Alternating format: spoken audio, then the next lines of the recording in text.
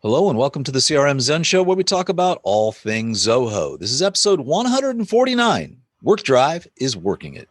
Recorded on Friday, June 4th, 2021 from Zenatta Consulting. I'm Brett Martin.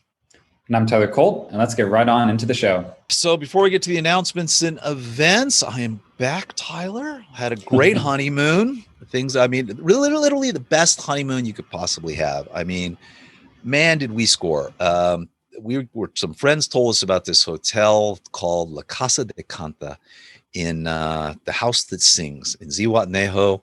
Yes, Shawshank territory. And went down, just had, man, what a good time. The hotel was amazing. It was beautiful, huge. The room was like 1,400 square feet with this huge balcony. And it's best time you could ever have. So we were just so stoked. And, we got a lot of well wishes from everybody and want to thank everybody for that. But it was great. And, if you want to join us live at 9:30 a.m. Pacific time on Fridays, you can join in the chat room and you can learn all sorts of interesting things like the Montezuma's Revenge that hit us after the show. We talk about, recording tools we use, all kinds of good stuff. But anyway, it was great. Thanks for John Mark for sitting in last week. I really appreciated that. And with that, we'll just kind of dive right in like we usually do. Let's get right into the announcements.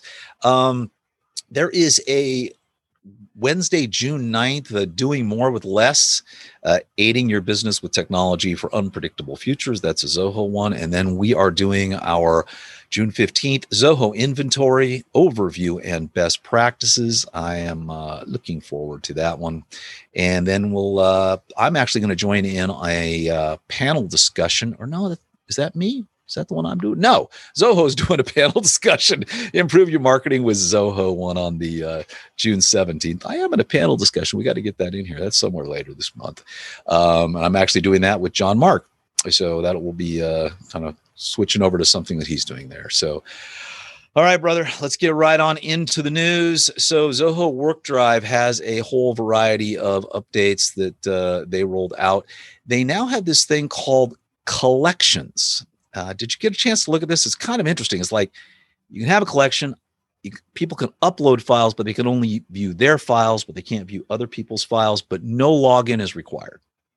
Yeah, it's kind of like it's almost like a role or a type of external user, a way that you can invite them with a unique link, right? That lets people get in and submit files, but not even really be able to see or work with anything inside of the parent folder, right?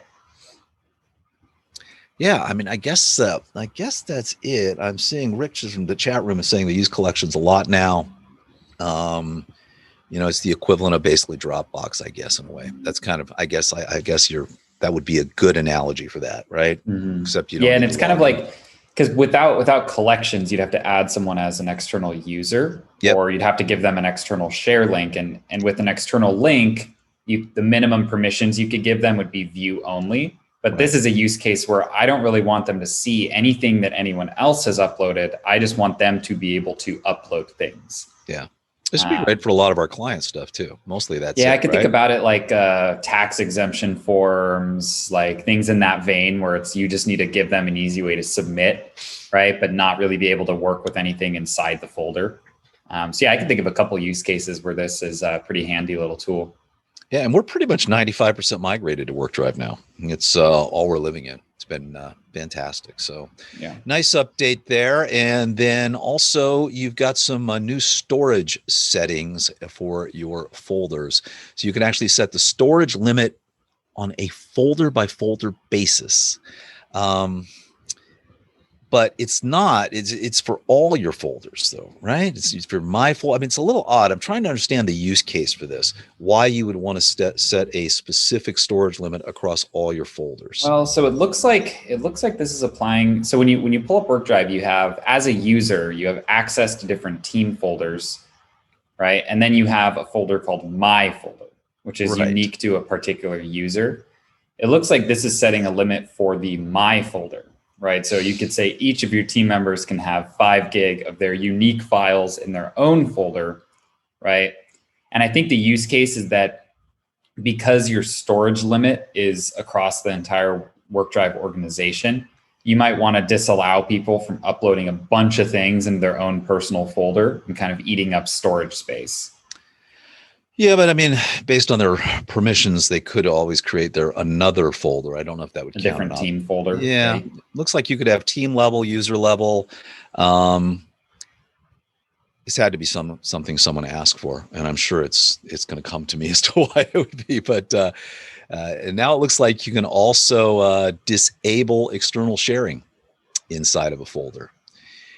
Very interesting. When WorkDrive first came out, there was no external sharing.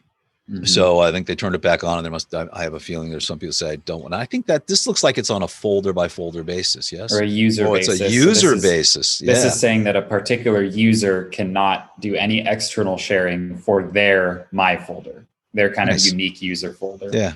Nice. So some more lovely enhancements for WorkDrive. All right. And then we've got our community digest for Zoho CRM that came out for May. And basically it's highlighting pretty much everything we talked about, the HIPAA compliance, automation process management. You guys covered that on the last show. That was pretty big, huh? Mm-hmm. The automatic triggers, although it seems like that has caused quite a bit of issues, has it not? Yeah, we have definitely seen some workflows slowing down, specifically in the CRM. I don't know if I can attribute, I've also seen some slowdowns with the analytics UI and campaigns UI. I don't know that I could attribute that to this change to the CRM, but assuming that we're all kind of running through the same pipeline, I wouldn't be surprised. So it seems like, and the interesting thing is, it doesn't seem like it's hitting everyone the same. So, one of our clients in particular is just getting hammered on this. It might be unique to the specific servers that you are on. So something just to be aware of if you're seeing anything slowed down, it's not just you. Yeah. No, it's been horrible. I mean, I'm noticing it across all applications. This is something we've all wanted. I listened to the show you guys did last week. It was great. John Mark was just echoing what we've been saying over and over again, which is we've all needed this forever. You have to be able to run these automated. You have to be able to mass update records. You've got to be able to do this. But I don't think they realized how many people were going to jump on this, because applications are slowing down a little bit now. I mean, you were talking that analytics has just been brutal. I tried to open up Writer this morning, and it took like 30 seconds. So something's got to give. They might need to roll this back, or but I think another challenge that they're hitting too, that I kind of saw being talked about on the partner portal, is that India is hit pretty hard by COVID right now as well. And so they have some workforce issues in terms of people being out, people being sick. And so I think it's kind of compounding, where maybe this should have been pushed down the line a little bit until things are a little more stable to roll out a big server intensive update. But I think it's kind of compounding with the fact that they are getting hammered over there. I know they're doing their best to keep up, but I think that definitely makes things harder.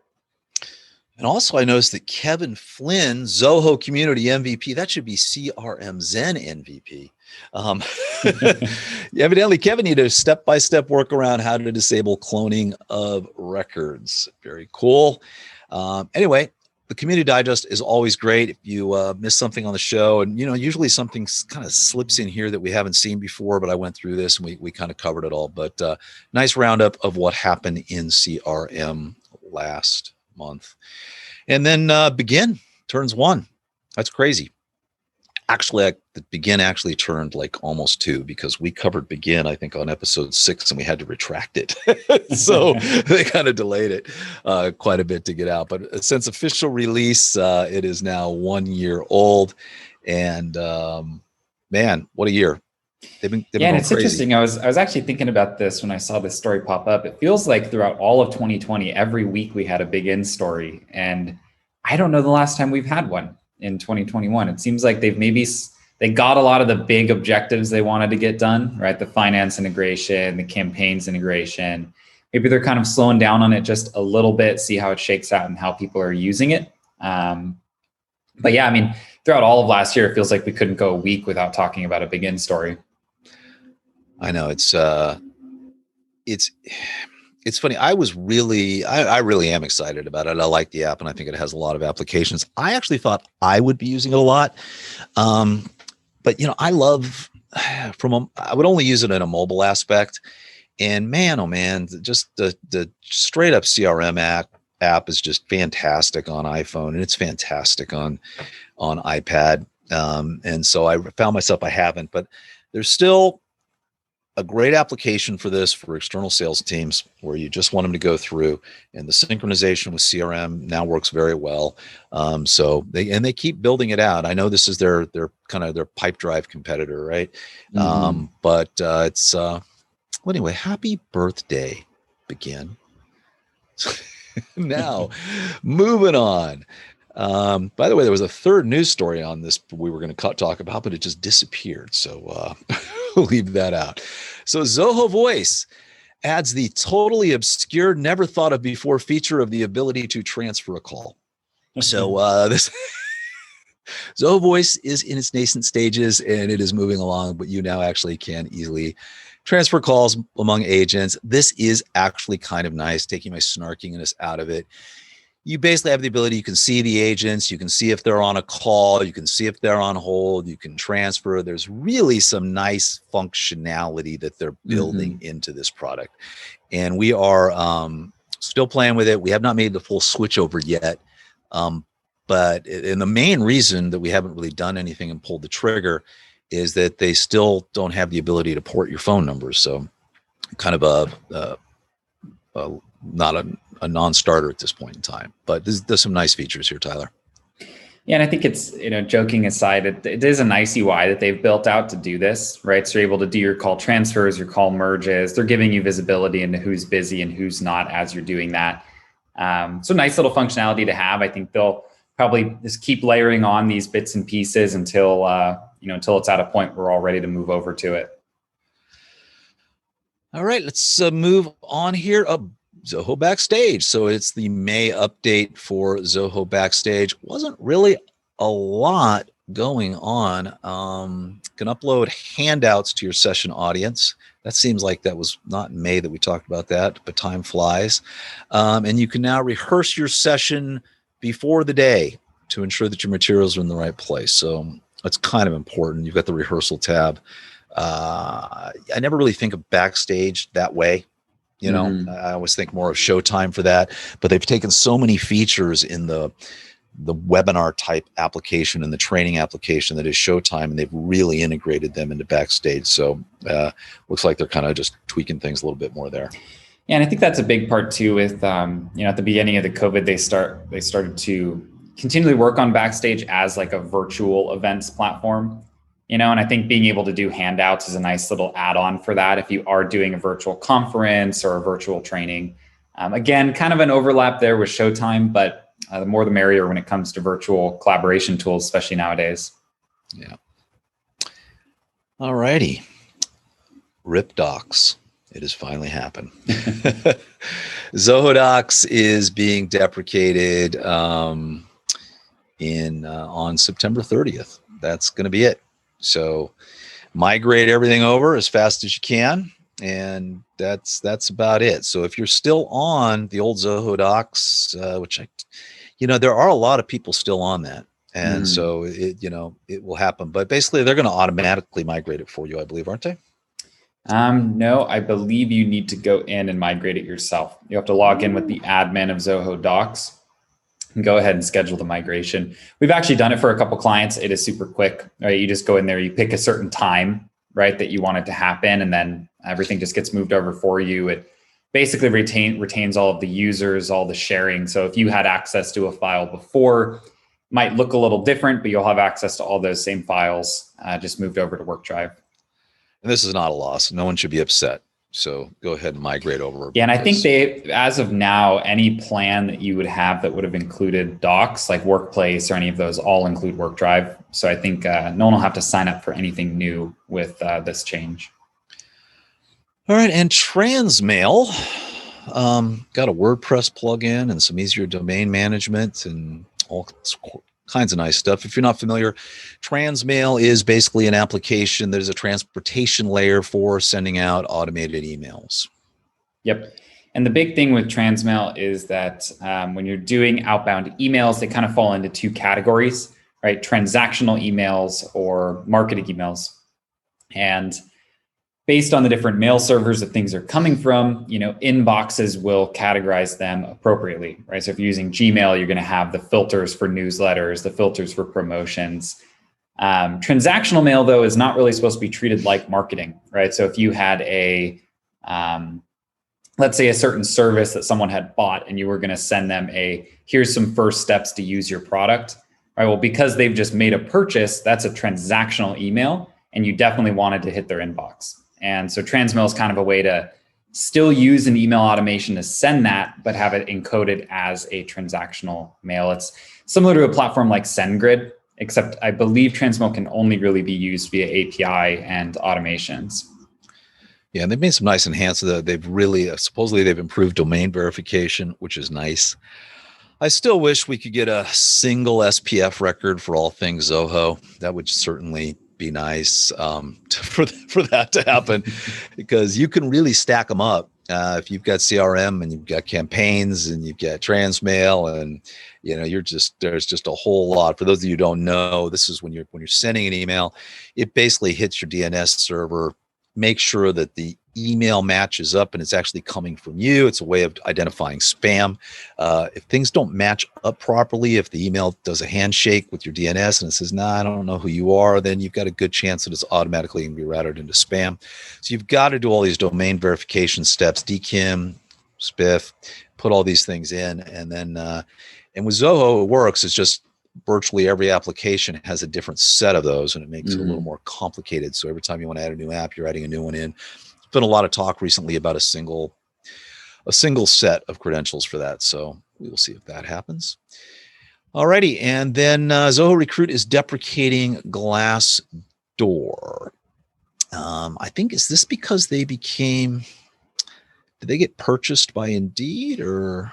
Yeah, it seems like basically all of their ATS applications or integrations are just being moved over to Indeed. So Glassdoor is really just going to source their own jobs from Indeed. Got it. Instead. So really, you're just not going to need this integration for Glassdoor. If you've already got the one set up for Indeed, then you don't need to change anything. It's just going to route to both platforms. So just a minor update if you are using both. If you're just using Glassdoor and not Indeed, you'll want to maybe make that change if you still want to get posted to all the proper places. Yeah, I think Glassdoor kind of went out of their original, purpose for being when they started doing job boards and things like that. For those of you who don't know, Glassdoor, basically, you can go in and see what employees think about the company and what they think about the CEO and their overall thoughts on working there and the work environment and the culture and all of those kind of things. And kind of moved into a job board here over the last several years. But all right, so they're going back to their core, and Indeed is going to handle it. So, but you do need to update that plugin if you were using Glassdoor. Yep. All right, and that brings us to the implementation of the week. What do you got? Yes, this was one that utilizes the WorkDrive API, kind of calling it from a custom function to send out some credentials to access folders. So in this case, basically we have a deal record, and for each deal record, a folder gets created inside of a team folder in WorkDrive where the folder name matches the deal name.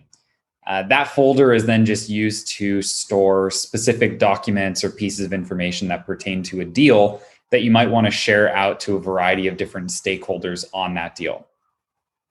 From there, we make a little related module to the deal that it kind of represents a list of contacts. So you could accomplish this just using the standard deal, contact name lookup. You would not really be able to accomplish this using contact roles. So in this case, because multiple different contacts would need access to this folder, we just went ahead and created a custom module that basically represents various contacts at all these different accounts that are going to be part of this deal flow. And then what we're doing is just based on a particular trigger inside of that contact. In our case, it's either a field update or the press of a button. A little piece of code runs that goes and finds that deal specific folder. It generates a unique external link for that contact using a password. What we do is there's actually some unique identifiers for every customer. So we create our own key using the customer identifier and a little chunk of their account ID, like their Zoho account ID, so that it's very unique and not guessable for anyone. So we grab that link. And so each of these different related contacts gets their own link so that you could turn those links off or on based on your preferences. So if someone no longer needs access, you just go into WorkDrive and you kill that external link. And because everyone's logging in through their own link, you can see what files they've accessed, everything they've worked with. So you have kind of a nice audit log on the record. But what happens is we go and we generate that link, we grab that password, we bring those back once they're done, and then send them out via a CRM email template to that related contact, kind of all in one big step. So it's kind of big if you have a variety of different stakeholders and you're managing a bunch of files that you need to get them access to. In this case, the files are pretty sensitive, so we wanted to partition that each individual contact has their own channel to get access to this. They're not going to share a link. Now, the cool thing about this that we found is that the API to generate the custom links is super easy to work with. You can also assign them various roles. So you could say this person can view, this person can edit, this person can download, kind of with like the flick of a switch as you're creating that link. And then, yeah, last but not least, we use that API that we talked about, I think a month or two back, to send a CRM email template so that everything is just in one big step here, and then it hits their inbox with their permissioned access. And I was talking with Hunter, one of our developers, yesterday, and I got a piece of this implementation. He was talking about how they were doing password generation out of this. And I thought that was a rather unique way to generate a completely random password that no one would ever be able to figure out. But very cool. Yeah, and we were actually looking at it too, that Zoho has a variety of encryption functions. In this case, we didn't really need it because we're able to generate a unique series of letters and numbers just based on like their customer code and account ID. But if you wanted to go even crazier with this, you actually could hash encrypt it and send a password that way. But we didn't really find it to be necessary here, because then you're going to get like a 48 character monster of a password that you have to use. Yeah, it's a pretty slick one. I mean, we're finding more and more just with the fact that WorkDrive is so well connected in Deluge to anything else that you have going on, that there's just a ton of potential there for automations like this. Yeah. Pretty cool.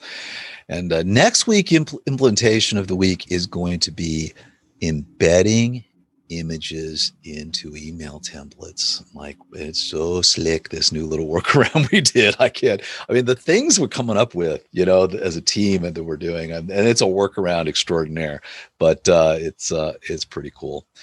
The power of having Deluge and all these various applications. I mean, you just have one consolidated language, and able to do this. One last little thing, if any Zoho employees are listening, please go ahead and make the WorkDrive API into a web page. It currently still just lives as a public writer document that you have to hunt in the forums to find. So it's actually a really great and well-designed API, but it just only lives in this public-facing writer document. Are we not able to download it or screen scrape it or anything? It seems like we should make our own page. I think we should have our own page. Why don't we just host that? Let's note to marketing team, grab that and let's host it. So, hey, let's get the SEO traffic for ourselves. Why not? All right. And then this week's read, we should call this Let's Get Political. I saw this, and Sridhar Vembu went on a Twitter rant while I was on my honeymoon. And I was like, wow. He basically is saying straight up that, Facebook and Twitter cannot dictate terms. They must follow rules in India. He basically is saying that they, as platforms, are dictating what people can and cannot put on their platform, or they will ban you. But when companies say, here's what you can, or countries say that what you can't put on there, they rebel. And it's an interesting argument that he makes, quasi-controversial, quasi not. I'm not sure what to make of the entire social media disaster that we have these days, Tyler. It seems like for the first 12 months of the pandemic, they were banning anybody that said that maybe it came from a lab, right? And now it's like, oh, well, maybe it came from a lab and that's okay on here. So they're doing this censorship themselves. And are they a neutral platform? Can countries? Anyway, it's a little, I honestly don't know where I fall on this. Yeah, and it's an interesting discussion. It's it's a discussion that was had in the U.S. a little while ago. I think President Trump had blocked someone on Twitter, and the person sued and won the lawsuit that he had to unblock them because Twitter is a public forum, and you can't block a U.S. citizen from hearing a politician speak in a public forum. It was because he was the president. It's because he was the president. Correct. Yeah, exactly. Correct. And so there's kind of like a building interesting like legal dilemma around this of, are you a publisher? Are you a platform? Because different rules apply whether you're a publisher or a platform. And I think specifically with this article here, it's that, India is kind of changing some of their laws around this. And, they're going to come head to head with some of these platforms that don't really want to follow some of these rules. So it'll be interesting to follow this as it goes, because I think, I don't really have a strongly formulated opinion either way, but, there's a discussion there is are you a publisher? Are you a platform? And what needs to happen depending on which one you are. Right. Right. And they've gotten themselves in just a hot mess by doing censorship, right? By doing any of these things, and by saying this is real news, this isn't real news, and, not letting people decide for themselves and flagging things. But, the fact of the matter is you always have to kind of go by the laws of the country you're in, or don't. You can't be there. And I know there's a free and open internet, but anyway, it's an interesting topic for discussion. I don't know where it's going to go. It seems like because of the last 4 years that we had, and then where we're going now, and then COVID and everything, this has really been brought to the forefront, right? Never before. I mean, this truly is the way that many, many people get all of their information, right? So you get all these arguments on both sides. But the fact of the matter is, if you're doing business in a country, you always have to follow those rules. I mean, it's the same, import, export, if you're selling goods, if you're selling services, if you're opening a business, if you're doing anything, right? You have to get the licenses, you have to do all those things. And I think that's kind of the argument he's making here is like, hey, if you want to do business in a country, do it. You basically kowtow to China because of the money that's there. But anyway, I don't think we've ever done an article like this on this before. Anyway. All right. And moving on with what's new on Zoho or on Zenatta.com. A lot. We've got 5 utilization tips to help you with Zoho projects. By the way, nice new little banners that we've got running in our things here. Anyway. No more are the gray boxes in these articles. No more of these things. Good job, Tavin. Great new things. But we're spending a lot of time on these articles. So this was a nice one on Zoho projects. And then we just did creating workflows in Zoho CRM. So you can always watch it on our YouTube channel, or you can just read this article, and we do a step-by-step guide on creating a workflow. And of course, we also drop in our workflow videos, but it's everything you need to create a workflow inside of Zoho CRM. And we found one more guide, and this is an introduction to low-code development in Zoho Creator, and it's a nice little 30-page guide to get you started with Zoho Creator. Yeah, and we're just finding more and more use cases for Zoho Creator, and as you'd expect, starting from nothing, you can obviously go crazy inside of Creator, but even with some simple applications to manage some forms or data, there is a lot you can do there with very minimal coding knowledge. So good little article if you feel like there are some holes in your processes that you might want to plug. Yeah. And boy, do we know the power of Creator internally here. Pretty much our entire development platform is run on one massive Zoho Creator app that seems to get more and more massive by the day. And, for people that think you can't make Creator look pretty, well, you really, really can. I don't know. Would you consider those workarounds we're doing with having our web developer build the pages, or? It's not, I wouldn't call it a workaround because it's definitely supported functionality in Creator. I mean, basically what our senior consultant, Josh, has worked out with Creator is how to effectively use it almost like you're using React, where he's using Deluge as the equivalent of his JavaScript to like control the page content. And then it's just serving up blocks of HTML based on, field values and things like that, so that you're able to, effectively build just like a responsive site, right? Using a responsive app using just Deluge and HTML. All right, and that brings us to our application of the week, and this is a brand new extension. So Zoho Sheet got an extension for Chrome and Firefox. I tried it out. It's very, very similar to the one that they have for Show and for the one that they have for Writer. It allows you to do all kinds of neat things. You can, clip data, directly go ahead and drop it into a spreadsheet. You can grab data from a spreadsheet, drop it in. You can automatically, open all your latest spreadsheets are there. You can add things to a spreadsheet. So, if you're familiar with the one they have for Writer, you can grab a snippet and say, drop it in here. They've got one for Show. Drop it in as a new slide. So as you're building out a presentation, you're grabbing chunks and you're just kind of dropping it in. This is a very, very similar thing. Much more complicated to do this in Sheet, but they've done a kind of a nice job of adding this in. And again, just the more and more plugins here that they install, the better, especially as you're working with these writer sheets. I mean, just minimizing clicks is kind of the name of the game for getting this stuff done quickly. So nice little quality of life thing if you are using Zoho Sheet. Yep. And I love Zoho Writer. I love Zoho Sheet. They're both great applications and getting better all the time. All right. And with that, we'll take us to our tip of the week. And that is basically one more of our beginner's guides. And this one was on WorkDrive. We did sharing permissions. Gosh darn it. We could have waited a little bit. We could have got in the new the new sharing permissions.